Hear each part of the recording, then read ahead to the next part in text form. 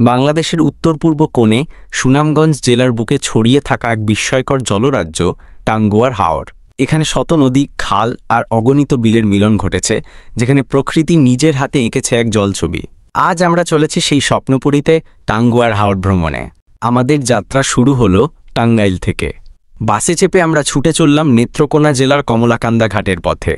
প্রায় ৩-৪ ঘন্টার এই পথের শেষে যখন কমলাকান্দা ঘাটে পৌঁছালাম, তখন মাঝ রাতের আলোয় শহরটা যেন হালকা সোনালি আভা ছড়াচ্ছে। কমলাকান্দা ঘাট থেকে একটি রিজার্ভ নৌকা নিয়ে আমরা চললাম টাঙ্গুয়ার হাওরের দিকে। এখানেই অপেক্ষা করছিল আমাদের স্বপ্নের নৌকা।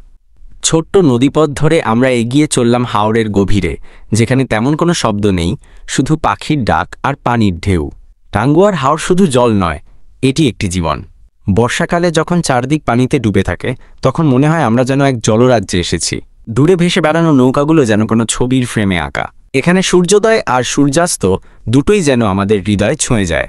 পানিতে ঝাঁপিয়ে পড়া, পাখি দেখা কিংবা ছোট নৌকায় হাওরের বুক চিরে চলা, প্রতিটি মুহূর্তেই ছিল আনন্দ আর বিস্ময়। এখানকার বাচ্চারা যেমন পানির সন্তান, তেমনি বড়রাও যেন ফিরে যায় তাদের শৈশবে। রাতের হাওর একেবারে অন্যরকম। নৌকার ছাদে বসে আকাশে তাকিয়ে থাকা আর তারাগুলোর আলোয় নিজেদের হারিয়ে ফেলা। কোনো শব্দ নেই, শুধু বাতাসের ছোঁয়া আর হাওরের নিঃশব্দ সঙ্গীত।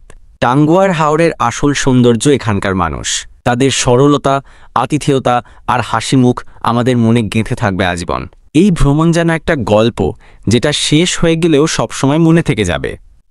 টাঙ্গুয়ার হাওর মাইনাস শুধু একটা জায়গা নয়, এটা একটা অনুভব, একটা প্রেম।